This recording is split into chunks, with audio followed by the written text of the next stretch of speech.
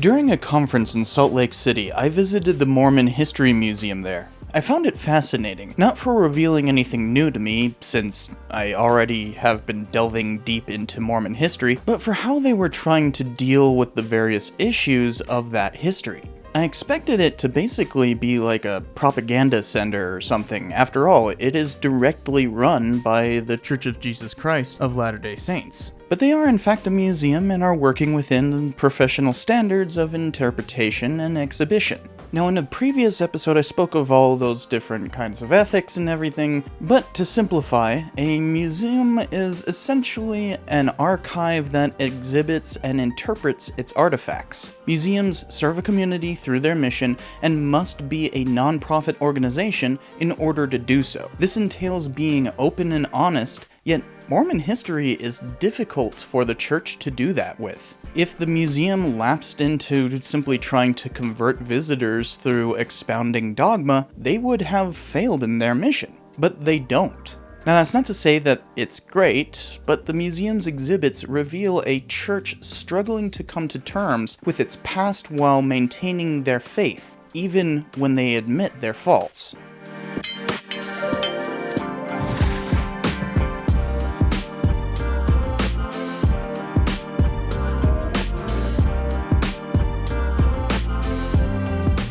Now, why am I so interested in this particular history?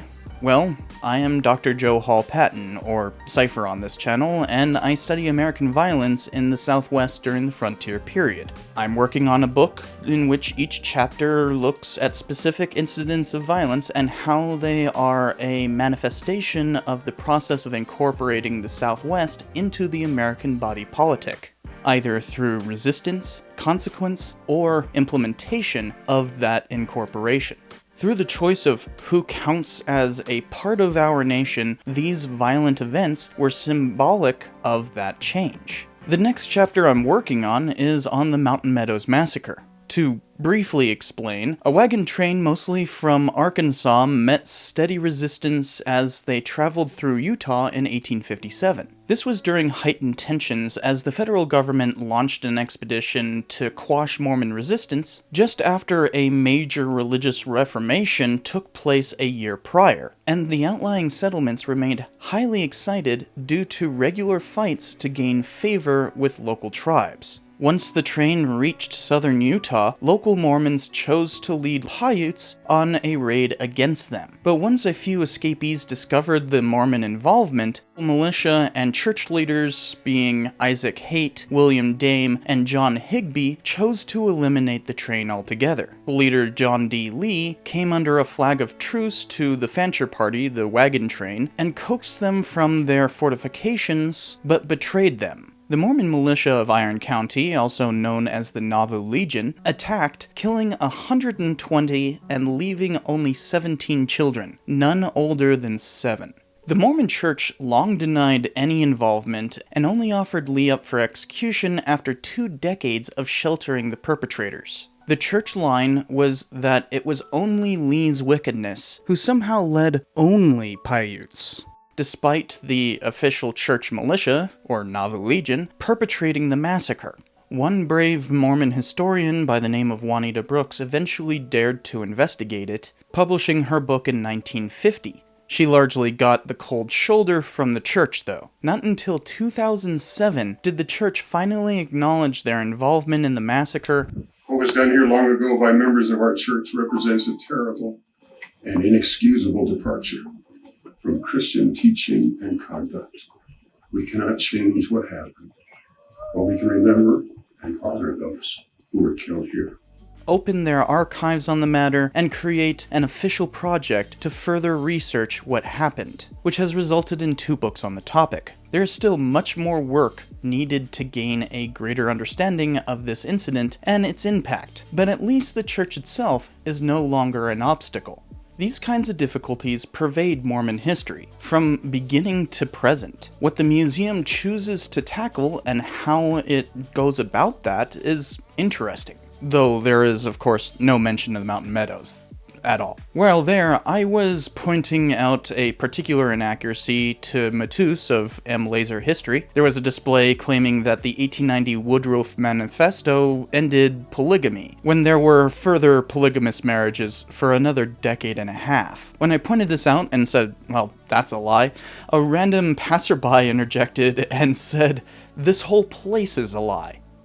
I mean, while I disagree, that speaks to the hostile audience of this museum and the religion as a whole it represents. In creating their primary exhibit, they could have gone in so many different directions. For instance, Mormons believe that Israelites came to the New World around 600 BC, with only a subgroup of them called the Lamanites left to populate the Americas. So theoretically, they could try to tell all that story, but that's not history. That's faith. There's no archaeological evidence of any such passage, and indigenous people came at least 22,000 years ago. Instead, they chose to begin with the context about the beginning of Mormonism, especially the story of the religion's founder, Joseph Smith. They start by briefly explaining the Second Great Awakening, and then the Smith family's spiritual beliefs before 1828. They then show a movie about Smith's first revelation, and even complicate it with a few testimonials from believers after the fact. From this section, we can already see an attempt to historicize the religion rather than simply relay their beliefs. Now, they don't speak to the fact that there's multiple and sometimes contradictory versions of this first vision, but at least you can read it yourself right there on the wall, if you can make out some of the handwriting from the time. The next room is about creating the Book of Mormon. They don't shy away from the sillier aspects of it, literally including a fake log for visitors to crawl into where Joseph supposedly found the golden plates left over from a few hundred years ago. There's even a few things that lend doubt, such as explaining that Joseph had been searching for spiritual stuff long before, the seeing stones he used, and the fact that he refused to retranslate, thereby refusing to prove that he wasn't just making it all up. Missing is Smith's 1828 conviction for disorderly conduct and being an imposter because he'd been getting paid for divination. But at least they're trying. That's the way these exhibits go. They have some interesting context, but not enough to be complete. But as you can see, the church is coming to terms with that. We're being transparent about the things like the seer stone, the fact that there are multiple accounts of the first vision, and I think this is a good thing. So we saw a need to bring in new technology, to bring in better story of the restoration. There's this really common notion that history is stagnant, that once you've established the history of something, that's it. But history actually is this really wonderful, living, growing, evolving thing. The next areas cover the move to Kirtland, revelations there, building the first temple, failure of their bank, the move to Missouri, conflict and war there, escape to Nauvoo, and finally Smith's lynching. The missing context is the amount of people leaving the church, why they apostatized, the ways that Mormons encouraged aggression in Missouri, and their rising theocracy, including Smith's claim to monarchy. Americans really don't like people proclaiming to be monarchs.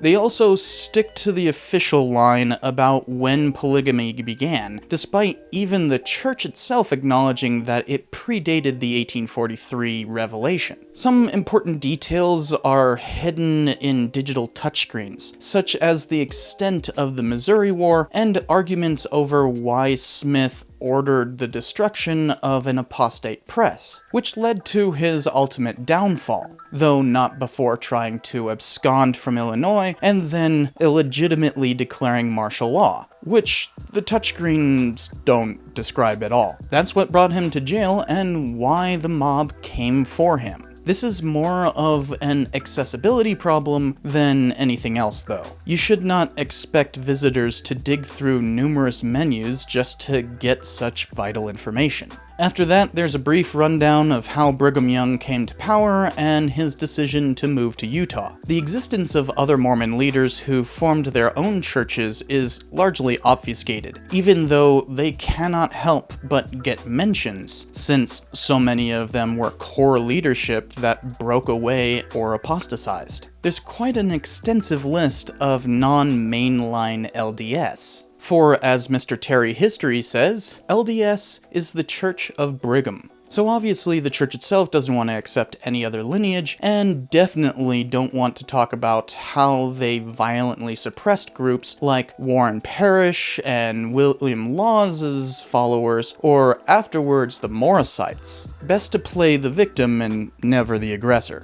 So that's the main exhibit hall, the one that the very kind docents usher everyone through. It's flawed, but shows a real acceptance that the church is trying to improve. That's awesome, especially when it's directly run by the church itself. The rest of the museum isn't particularly good, if I'm being honest. The top floor had a big art gallery with staid and uninspired interpretation, just the typical blandishments of description and nothing more. I didn't even bother to take pictures of that. Frankly, I don't like art museums all too much. The other exhibit up there was about the various presidents of LDS. This was egregiously barren of interpretation. Most of the text was about their personalities. The few mentions of specific policies these presidents enacted were heavily decontextualized. That's the part of the museum where that interaction I had with somebody calling the whole place a lie happened. Woodruff's exhibit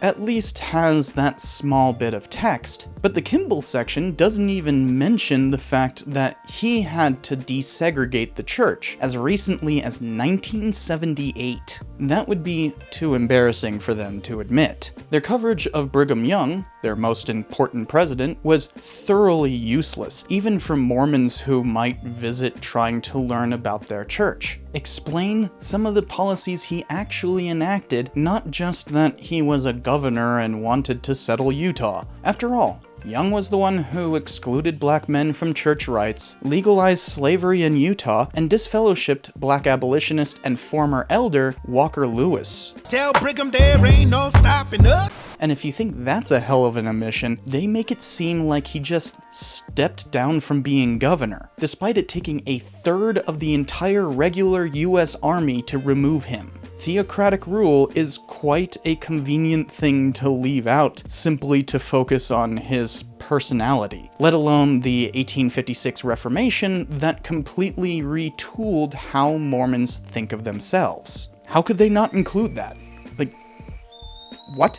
The worst exhibit, though, was downstairs, where there was this fairly bare-bones explanation of the gathering to Zion, as in all the new Mormons coming from elsewhere to Utah. They explain some of the immigrant trails, but conveniently omit all the Gentiles and apostates who used those same roads. That way, they don't have to talk about the Meadows Massacre or all the other controversies surrounding those roads, such as all the Utah Indian Wars. And they really shouldn't leave out the fact that one of the worst massacres of all such wars, not just Utah, but literally all of the far west, happened to make sure that these trails could be secured for Mormons. In 1863, after many years of fighting Goshutes and Shoshones over their land in northern Utah, Mormon hitman Porter Rockwell led California volunteers to make a decisive blow, which they did at Bear River in what is now the southeastern corner of Idaho. The Bear River Massacre stopped the war, and Mormons could securely build their settlements, but only at the cost of 250 Shoshone lives, most of whom were women and children. I've covered how all this fits together in my Greater Reconstruction episode. Sure is convenient leaving all the violence out, huh? This exhibit is straight up trying to divorce the Gathering of Zion from the rest of frontier expansion, and that's not at all how you should present history. At the very least, show a map of Mormon settlements as they expanded and contracted over the years. Maybe even explain the various types of settlement and societies the church created to support this colonization effort. LDS has extraordinarily good records on that, so it would be very easy to add to this barren basement. Such an exhibit would be vital for Mormons today to understand their religion and why they controlled so much of the Intermountain West. After all, the same process of religious calls to settle land is how the church today calls people to missions, be they community service or proselytizing. Perhaps they're unwilling to accept public displays of the bloodshed that colonization required, but divorcing Mormondom from the rest of American expansion is unacceptably disingenuous. The Latter-day Saints were the most successful colonizers of the Great Basin, which is possibly the most important fact of their entire sect's existence. Their museum should reflect that. So yeah, much of the museum isn't good, but I feel encouraged by the main part that they are obviously very proud of. Docents kindly usher you there, and it clearly is meant to be where people spend the majority of their time. Of course, that hall has its own problems, but they prove to be surmountable. The LDS Church shows that they have the ability to be introspective, but only to a point. That's how they choose to present their history to the world. No one should treat the museum, or any public history for that matter, as the end of one's journey of discovery. That's why there's a gift shop with books to buy. I found this one with quite a funny title. Or you can go to my bibliography in the description below, which I always include. Don't treat any work of public history as the one definitive end. There's always more to learn. Since... Meow. What is it, boy? You sound sad. You know the rules. You meow, you get picked up. Hi, thank you. Oh, yes. Oh, yes, good boy. Good boy. Thing, and explain that... Really? You're gonna sneeze right above me? He is literally just right above me. Hello there, King. What are you doing? What are you doing? Now what?